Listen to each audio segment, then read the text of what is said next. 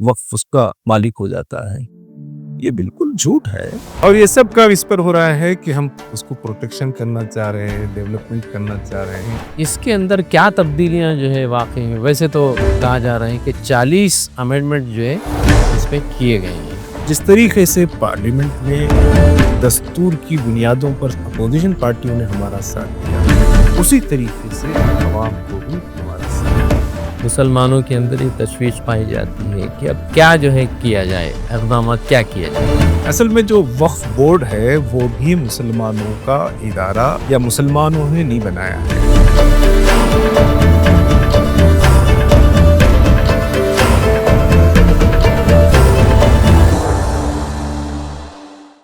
मोहतरम नाजरीन, अस्सलाम वालेकुम वरहमतुल्लाहि वबरकातुहू। दक्कन मीडिया के खुसूसी प्रोग्राम गुफ्तगू में आप तमाम का तहे दिल से इस्तक़बाल है।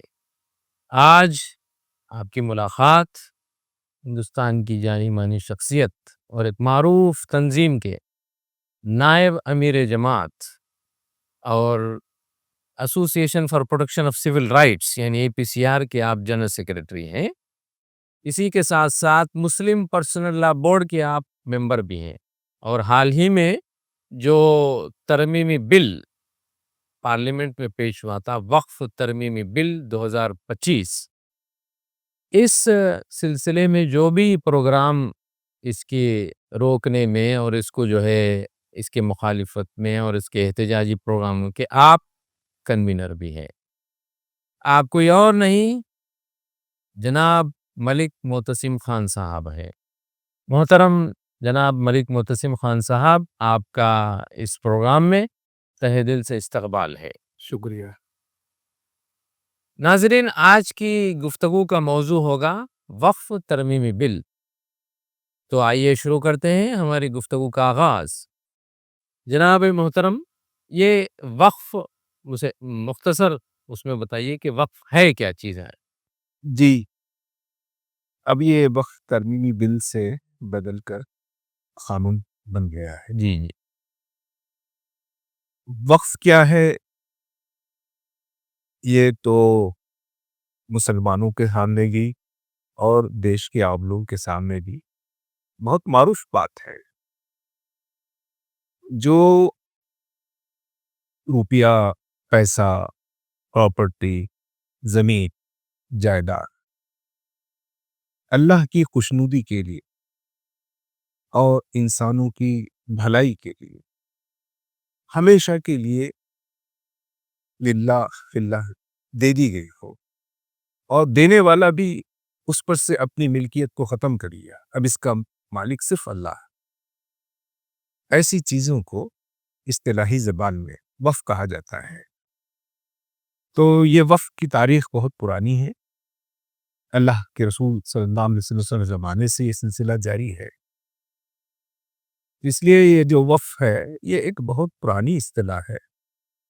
अब इस पे जो कुछ किया जाता था, तालीम है, हॉस्पिटल है, बेवाओं के हैं, यतीमों के हैं, गरीबों के हुकूक हैं, उनकी खिदमत है, मसाजिद का इंतज़ाम है, कब्रिस्तानों का इंतज़ाम है, दरगाहों का इंतज़ाम है, इमाम बाड़ों का इंतज़ाम है। जितने भी ये जो चीज़ें हैं, उन सब चीज़ों के लिए पहले ज़माने में तनख्वाहों का निज़ाम नहीं था। जी जी। तो मस्जिद भी होती थी और मस्जिद के साथ कुछ ज़मीन होती थी। आशूर खाना होता था, आशूर खाने के साथ कुछ ज़मीन होती थी। तो वो जो मस्जिद की खिदमत और इंतज़ाम उसी की आमदनी से हो जाता था। जैसे ज़राअत हुआ, इस हाँ, एग्रीकल्चर एक्टिविटीज़। जी। या कमर्शियल भी बाज़ जगह हों। तो ये एक लिल्लाह फिल्लाह होता था और लोग जो उसके मालिक होते थे, बहोश हवास पूरी अकल के साथ अल्लाह ताला की खुशनुदी के लिए दे दिया करते थे। और बहुत से गैर मुस्लिम दोस्त भी, गैर मुस्लिम असहाब भी, उन्होंने भी मुसलमानों की ज़रूरतों और समाजी खिदमत के सिलसिले में वक़्फ़ किया है। एक तहज़ीबी असर था। हुँ। तो ये एक बिल्कुलिया तौर पे प्राइवेट लैंड है। हुँ। जो अल्लाह के नाम पे वक़्फ़ कर दी गई हो। कर दी गई। ये कोई हुकूमत की नहीं है और ये वक्फ बोर्ड की भी नहीं। अच्छा। ये मुसलमानों की भी नहीं है एक मानो में। हुँ। मुसलमान उसके अमीन हैं। لیکن وہ مسلمان بھی نہیں بیچ سکتے ہیں، مسلمان بھی نہیں خرید سکتے، اس کو روک دیا گیا۔ وقف کا مطلب یہ وقف رکنا، کہ جس پرپس کے لیے ہاں، وقف کیا گیا ہے بس اسی پرپس کے لیے اس کا استعمال ہو۔ بہت ہی نوبل کاز ہے اور ساری دنیا اس کو جانتی ہے اور سمجھتی ہے۔ اب کسی کی نیت خراب ہو سمجھنے میں تو الگ بات ہے، یا معلومات کی کرنی ہے تو معلومات دی جا سکتی ہے، لیکن کوئی سمجھ رہا ہی نہیں چاہے تو اس کو سمجھانا بہت مشکل۔ یہ جو نیریشن جو کریٹ کیا گیا ہے پارٹیوں کی طرف سے ہو یا پھر اسپیشلی اگر ہم پوائنٹ آؤٹ کریں بھاجپا کی طرف سے کہ جہاں مسلمان جو ہے انگلی رکھ دیں یا اشارہ کر دیں کہ یہ زمین وقف کی ہے تو یہ وقف کی ہو جاتی ہے، اور وقف جو ہے اس کے اوپر کورٹ کیس کرتا ہے یا پھر ٹریبونل کی طرف لے کے جاتا ہے اور وہ وقف کی زمین ہو جاتی ہے۔ یہ جو نریشن ہے کیا ہے، اس کی حقیقت کیا ہے؟ نہیں، یہ تو ایک جھوٹ ہے جو پھیلایا گیا ہے B J P I T cell کے ذریعے سے، گودی میڈیا کے ذریعے سے، اور جو مسلم دشمن طاقتیں ہیں ان کے ذریعے سے۔ ایک یہ جھوٹ پھیلایا گیا، لوگوں کو گمراہ کیا گیا اچھا، اور یہ بتایا گیا کہ یہ جو وقف بورڈ ہے یا وقف ہے وہ کسی بھی سرکار کی زمین کو، عوام کی زمین کو، کسی بھی زمین کو یہ کہہ دے کہ یہ وقف ہے تو بس وقف ہو جاتی ہے۔ اب کوئی کسی مقام پر جا کر اس کے خلاف سنوائی نہیں کر سکتا، عدالتیں بھی کچھ نہیں کر سکتی، حکومتیں بھی کچھ نہیں کر سکتی، سب اس کے سامنے بے بس ہے اور وہ وقف اس کا مالک ہو جاتا ہے۔ یہ بالکل جھوٹ ہے، یہ گمراہ کن باتیں ہیں۔ یعنی کوئی وقف کا مطلب یہ ہے کہ وقف کرنے والا بھی معلوم اور متعین ہے، اور وقف ہونے سے پہلے ایک پروسیس ہے کہ انویسٹیگیشن ہوتا ہے، اس کی رپورٹ آتی ہے، اور سروے کمشنر جو گورنمنٹ کے لوگ ہوتے ہیں، ریاست کی سرکار اس کو متعین کرتی ہے، وہ اس کا پورا تحقیقات کرتے ہیں، وہ تحقیقات کر کے وہ گورنمنٹ بورڈ کو بھیجتے ہیں، گورنمنٹ کو بھیجتے ہیں۔ جب وہ گورنمنٹ اس کو اپنے گزٹ میں شائع کرتی ہے، جو سرکار کی طرف سے، ریاستی سرکار کی طرف سے شائع ہوتا ہے، جب وہ گزٹ میں کوئی چیز شائع ہو جاتی ہے تو وہ جب وقف ہوتی ہے اور وہ وقف رہتی ہے تو اس کے وقف کو بھی چیلنج کیا جا سکتا ہے۔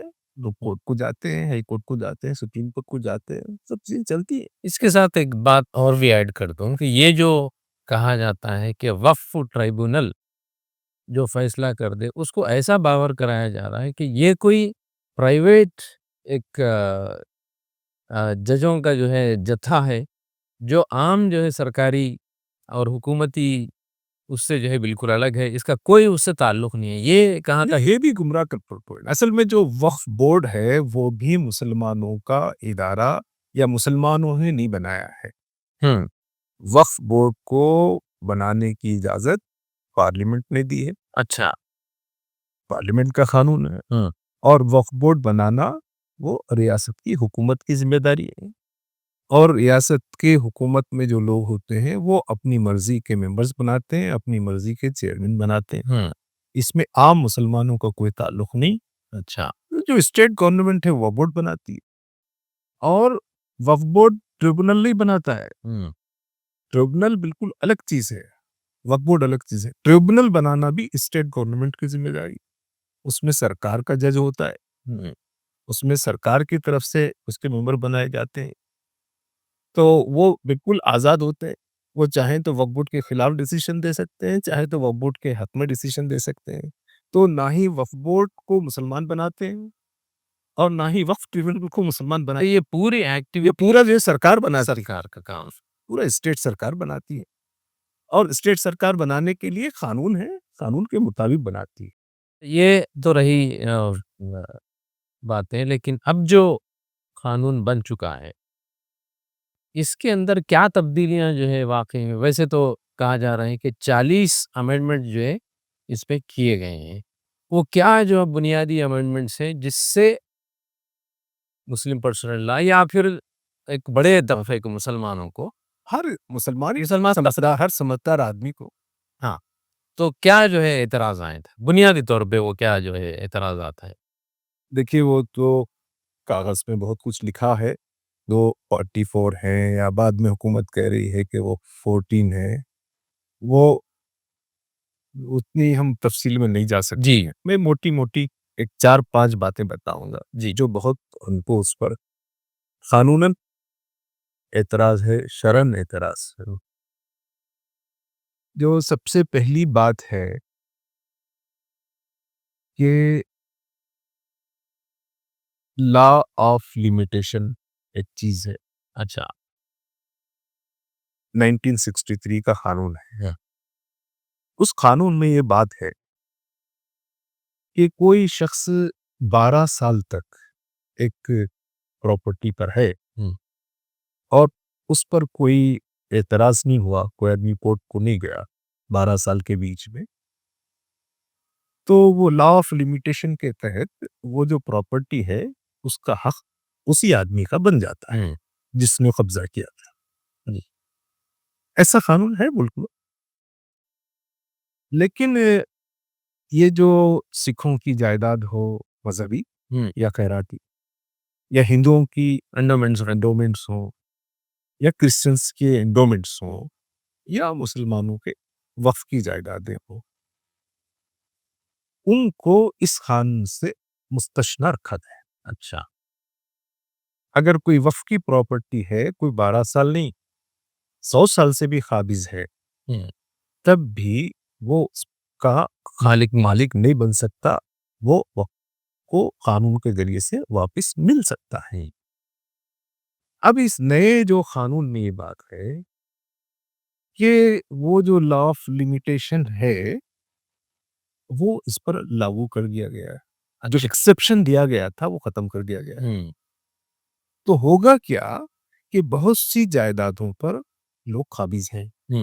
بعض جگہ یہ حکومت بھی قابض ہے، حکومت بھی ہے، بعض وقت پرائیویٹ پراپرٹیز پرائیویٹ لوگ بھی ہیں، کئی لوگ ہیں.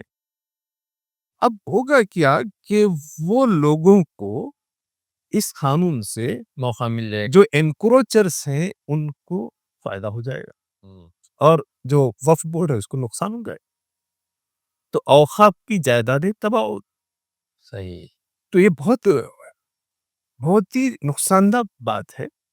اور دوسرا جو مسئلہ ہے جو ڈسکریمنیٹو ہے کہ اگر دیش کے سبھی مذہبی اور خیراتی اداروں کے لیے ہوتا تو ہم برداشت کر لیتے. بھی سکھوں کے ساتھ بھی ایسی ہو رہا ہے، کرسچنس کے ساتھ بھی ہو رہا ہے، ہندوؤں کے ساتھ بھی ہو رہا ہے، مندروں کے ساتھ بھی ہو رہا ہے، ویسے ہماری مسجدوں کی جائیداد کے ساتھ بھی ہو رہا ہے. لیکن وہاں پر وہ سب باقی. اچھا ان لوگ کو پروٹیکشن ہے، ان کے اوپر لا آف لمیٹیشن لاگو نہیں ہوتا، اس سے ایکسیپشن ان کو حاصل ہے. وقف بورڈ کا جو وقف قانون کی جائیداد کیسی تھا، لیکن اب اس قانون میں اس کو ترمیم تو کیا گیا ہے. یہ کتنا بڑا نقصان ہے. ایک موٹی بات. دوسری جو موٹی بات ہے، ایک کانسیپٹ ہے وقف بائی یوزر. اچھا اس سے بھی سب کو فائدہ مل رہا ہے، کرسچنس کو بھی ملتا ہے، سکھوں کو بھی ملتا ہے، ہندوؤں کو بھی ملتا ہے، وہ تو سب کو ملتا ہے کہ کوئی اگر مندر ہے اور 150 سال سے لوگ وہاں مندر کو جاتے ہیں اور دنیا سمجھ رہی ہے کہ یہ مندر ہے، تو اب اس کو مندر مانا جائے گا. اگر مسلمانوں کا قبرستان ہے، مسجد ہے، 50 سال سے 100 سال سے 500 سال سے جب سے بنی ہے تو اب اس کو مسجد مانا جائے. اب اس سے یہ نہیں پوچھا جائے گا کہ تم آؤ رجسٹریشن کرو، تمہارے کاغذات بتاؤ، کیونکہ وہ سب چیزیں بہت قدیم ہے، بہت پرانے زمانے سے چلے آئے. تو اب اس میں بھی کیا کیا گیا کہ وہ جو پروٹیکشن حاصل ہے وقف بائی یوزر کے کانسیپٹ کا، اس کو انہوں نے مندروں کے ساتھ، چرچ کے ساتھ، گرودوارے کے ساتھ تو بحال ہے بھی انڈیا، لیکن وہ جو پروٹیکشن وقف کی جائیدادوں کو حاصل تھا وہ اس بل میں ترمیم کر دیا. یہ دو ہو گئے. یہ بہت بڑا نقصان ہے. جی اب کوئی چیز ہے بتائیے کہ بھئی تاج محل ہے تو ایسے کے تحت ہے، لیکن ایسی بہت سے سینکڑوں مساجد ہیں جو پرانے جو مسجد ہے سب دنیا جانتی ہے. یعنی ہمارے دادا باوا دادا سے وہ مسجد ہے، تو اب ہم کاغذات تھے بھی ہوں گے تو اس زمانے میں تھے ہوں گے، اب ہم کہاں سے لائیں؟ صحیح. تو اس سے ایک ملک بھر میں مسئلہ ہوتا. تیسرا جو اس میں بڑا نقصان ہے کہ گورنمنٹ یہ کہہ رہی ہے کہ جو متنازع یا ڈسپیوٹڈ لینڈ ڈسپیوٹیڈ ہے یا جو گورنمنٹ کہہ رہی گورنمنٹ کی ہے، گورنمنٹ لینڈس، ہاں، لیکن وہ ہم وقف کہہ رہا ہے کہ یہ وقف کی ہے. متنازع زمین جس میں گورنمنٹ اور پھر جو ہے تو یہ فیصلہ کون کرے گا؟ تو یہ فیصلہ کرنے کا اختیار وہ وقف ٹریبونل کو تھا. وقف ٹریبونل بھی گورنمنٹ کا ہی ہے، مگر وہ بنایا گیا ہے. مگر وہ جوڈیشیل ہے نا، ہاں، اس میں دونوں پارٹیوں کو موقع ملتا ہے. اب انہوں نے بہت سے اختیارات جو وقف ٹریبونل کے تھے، وقف بورڈ کے تھے، وہ ڈسٹرکٹ کلیکٹر کو یا حکومت کے نامینیٹڈ آفیسر کو، ڈیسیگنیٹڈ آفیسر کو ٹرانسفر کر دی. وہ ٹرانسفر کرنے سے یہ ہو گیا ہے کہ اب کون سا کلیکٹر ایسا ہوگا کہ خود حکومت کہہ رہی ہے کہ یہ زمین حکومت کی ہے اور ایک متولی کہہ رہا ہے کہ نہیں یہ حکومت کی نہیں، یہ وقف کی ہے. تو کلیکٹر کیا حکومت کے خلاف متولی کے حق میں فیصلہ دے سکتا ہے؟ کیونکہ وہ خود ایک پارٹی ہے. تو وہ کام جوڈیشری کا ہے، ایگزیکٹو کا نہیں ہے. صحیح. تو جوڈیشری کا جو کام ہے وہ ایگزیکٹو کو ٹرانسفر کر دیا گیا. تو وہ تو جتنا یہ جو لحاظ سے انصاف کا دروازہ بند ہو گیا اور اس کے سارے اور یہ سب کا اس پر ہو رہا ہے کہ ہم اس کو پروٹیکشن کرنا چاہ رہے ہیں، ڈیولپمنٹ کرنا چاہ رہے ہیں، ٹرانسپریسی لانا چاہ رہے ہیں اور اس کو مفید بنانے کی نام پر یہ ساری چیزیں ہو رہی ترامیم. اور جو سب سے قابل اعتراض بات وہ ہے کہ اب تک یہ تھا کہ وقف بورڈ کے معاملات میں حکومت کا جو منسٹر ہے وہ تو نگرانی کرتا تھا، سینٹرل گورنمنٹ میں جو مائنارٹی ویلفیئر منسٹر، اور اسٹیٹ میں وہ کس شعبے کا نگران ہوتا تھا، اس وجہ سے وہ ممبر بھی ہوتا تھا. لیکن جو سینٹرل وقف کونسل ہے اس میں ایم پی ممبر ہوتے تھے، ممبر آف پارلیمنٹ، لیکن اس میں شرط تھی کہ وہ مسلمان ہو.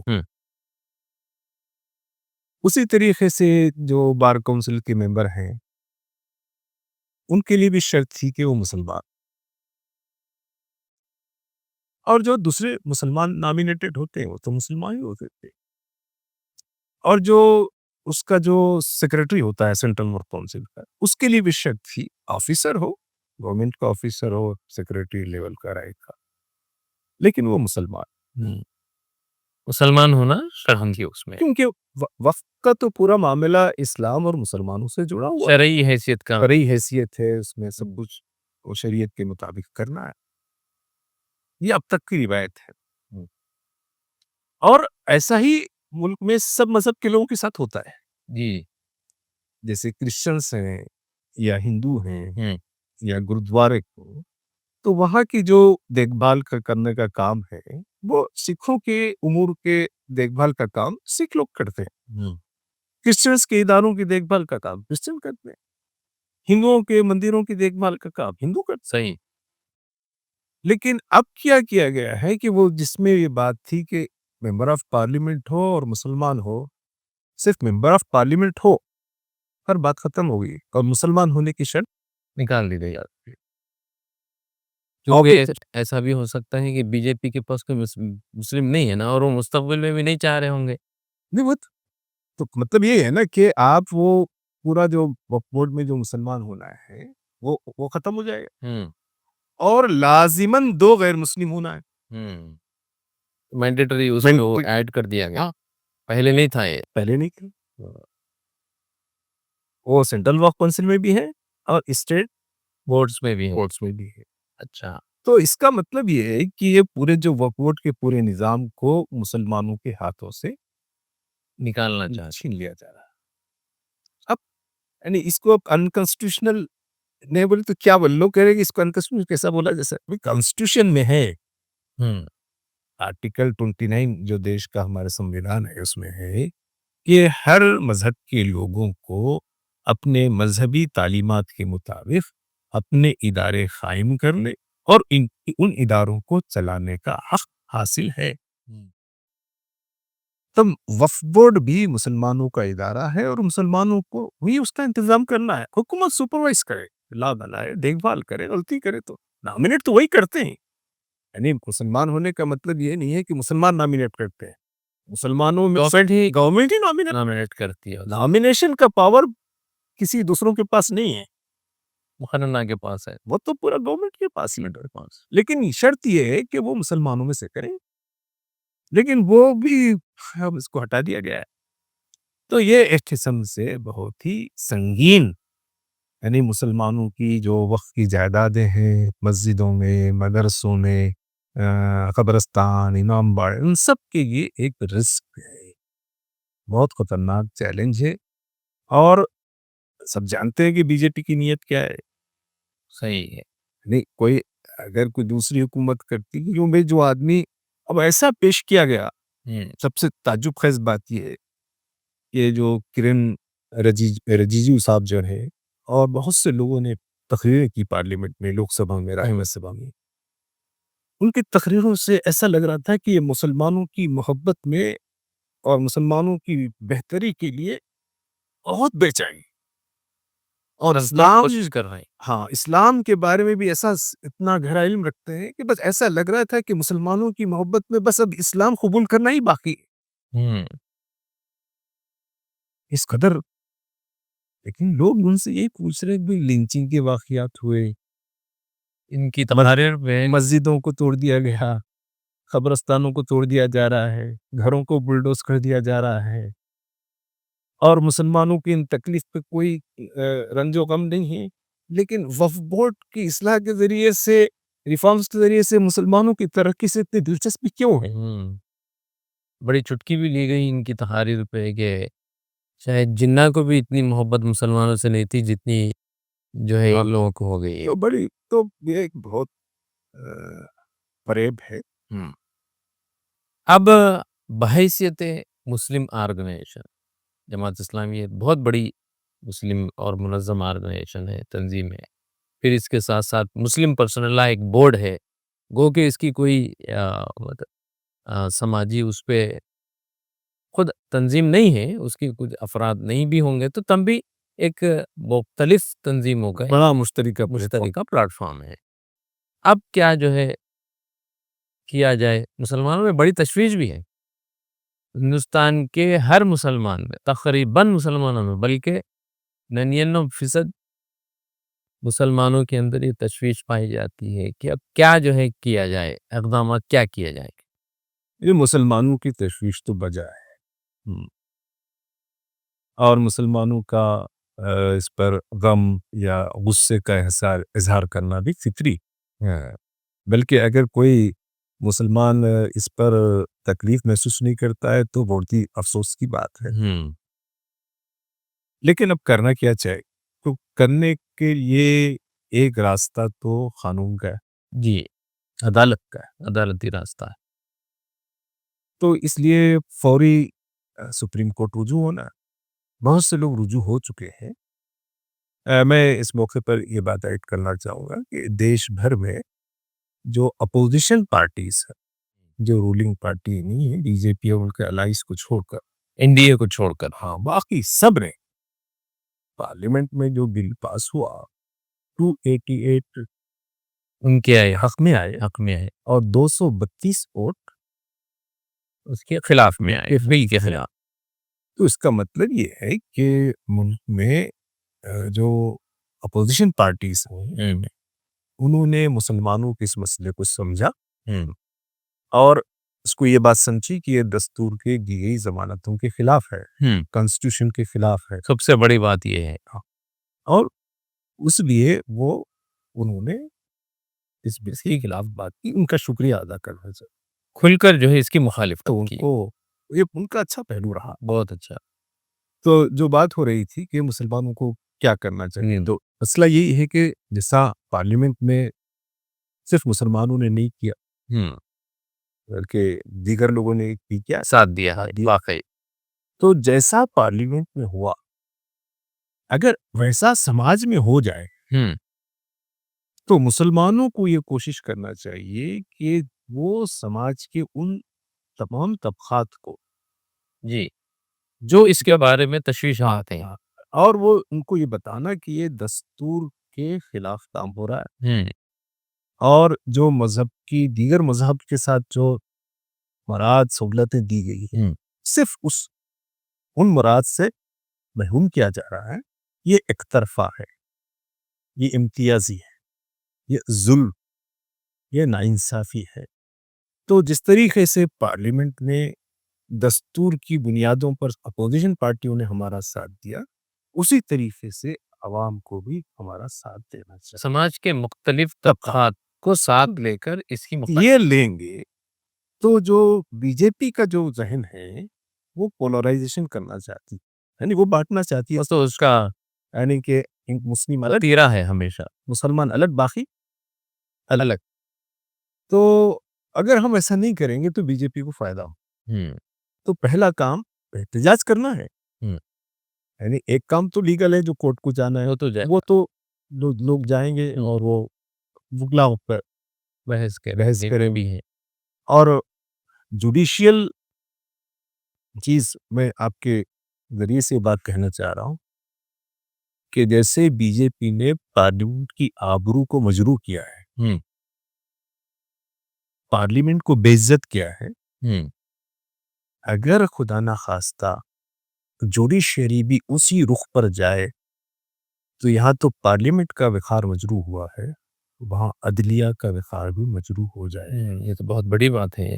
اس لیے ہمیں تو توقع ہے، لیکن حالات ایسے ہیں کہ وہ کچھ کہا نہیں جا سکتا ہے۔ تو یہ ایک مسئلہ ہے، عدالتی سطح پہ تو لڑائی رہی جائے گی، لیکن عدلیہ میں بھی یہ مسئلہ واقع ہو رہا ہے۔ اس لیے سب سے بڑی عدالت تو عوام کی عدالت ہے۔ تو مسلمانوں کو احتجاج کرنا چاہیے، لیکن احتجاج ڈیموکریٹک، پیسفل، سسٹینیبل ہو۔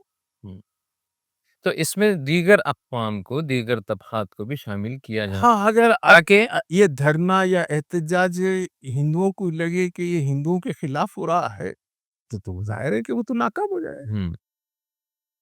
یہ ہندوؤں کے خلاف نہیں ہے احتجاج، یہ دستور میں دی گئی ضمانتوں کو بی جے پی کے حکمران ٹولے نے دستور کے خلاف مسلمانوں کو جو حقوق ان کو ملنے چاہیے اس سے محروم کیا ہے۔ تو یہ حکومت کے غلط رویے کے خلاف احتجاج ہے، ہندو عوام کے خلاف نہیں۔ تو احتجاج کو اس طریقے سے منظم کرنا چاہیے۔ بغیر احتجاج کے لوگ بات نہیں مانتے ہیں، یعنی صرف یہ مذمتی بیان یا تقریر سے بات کافی نہیں ہوگی، لیکن یہ احتجاج بھی ایک دن دو دن نہیں، تواتر کے ساتھ، تواتر کے ساتھ ہو، یا پھر دیش کی جنتا غلط قانون بنانے والوں کو اقتدار سے محروم کرے۔ دو ہی باتیں، یا تو یہ اقتدار جو غلط قانون بنائے ہیں دستور کے خلاف اس کو واپس لے، یا جو حکومت دستور کے خلاف ہے اس کو اپنا راستہ دکھائے۔ یہ بات یہ اس وقت تک عوام کو کام کرنا۔ اب کیا آخر میں یہ کہ فردر جو ایکشن پلان ہے، کچھ ترتیب دیا گیا ہے مسلم پرسنل لا بورڈ کی طرف سے؟ مسلم پرسنل لا بورڈ کی طرف سے بہت سے اقدامات شروع میں بھی کیے گئے۔ سب سے پہلے تو میں یہ بات اس لیے آپ سے پوچھ رہا ہوں چونکہ آپ وہ احتجاجی جو چیز ہے اس کے آپ ذمہ دار ہیں مسلم پرسنل لا بورڈ کے، کمیٹی کا ممبر، ایک منتظمہ کمیٹی بنائی گئی تھی اس کا ممبر ہوں۔ لیکن دیکھیے کہ آل انڈیا مسلم پرسنل لا بورڈ نے واضح ہدایات دی ہے اور عوام سے کہا ہے کہ وہ ریاستی سطح پر اپنی گرفتاریاں دے اور بڑے بڑے شہروں میں بڑے بڑے احتجاجی پروگرام ہوں، ضلعی ہیڈ کوارٹرز پر لوگ احتجاج کریں اور وہاں جو ڈسٹرکٹ کلیکٹر یا ڈسٹرکٹ مجسٹریٹ ہے اس کو اپنا میمورنڈم دیں اور اپنی اپنی ریاستوں کے ممبر آف پارلیمنٹ سے ملاقات کر کے ان کو اپنی بات بتائیں۔ اور راؤنڈ ٹیبل کانفرنس کر کے غیر مسلموں بھائیوں کے ساتھ تعلقات بنا کر ان کو بات سمجھائیں. تو وقف بچاؤ دستور بچاؤ یہ ایک نعرہ ہے. یہ ایک نعرہ ہے. تو اس قسم کی باتیں مسلم پسندہ بورڈ کی طرف سے لوگوں کو گائیڈ کی گئی ہے. لیکن جن تک مسلم پسندہ بورڈ کی آواز نہ پہنچی ہو وہ بھی کر سکتے. مسلم پسندہ بورڈ سکھ حضرات سے رابطہ کر رہا ہے. مسلم پسندہ بورڈ دلت لوگوں سے رابطہ کر رہا ہے. ٹرائبلز لوگوں سے رابطہ کر رہا ہے. اور کرسچن سے بھی ہم رابطہ بنائے ہوئے ہیں. ان سب کو ہم ساتھ لینا چاہتے ہیں کیونکہ آج یہ مسلمانوں کو اوقاف کو جو دستوری حقوق سے محروم کیا گیا ہے کل کرسچنز کی باری آ سکتی ہے. یہ بھی خطرہ ہے. ہاں اندیشے یہ وہ یہ سمجھتے ہیں کہ مسلمان ایک بڑی آبادی ہے ملک میں. اگر ان کو ہم کرش کر دیں گے تو دوسروں کو کرش کرنا ان کے لیے آسان ہو جائے گا. تو اس لیے جو دلت بھائی ہیں, جو کرسچن بھائی ہیں, جو ٹرائبلز ہیں اور جو سکھ ہیں, سکھ بھائی تو ہمارے کھل کر سامنے آ رہے ہیں. تو اس لیے ہم مسلمانوں کو ان سب سے تعاون حاصل کرنا چاہیے اور وہ اس کو ایک ہندو مسلم کی احتجاج میں اس کو تبدیل نہیں ہونا چاہیے.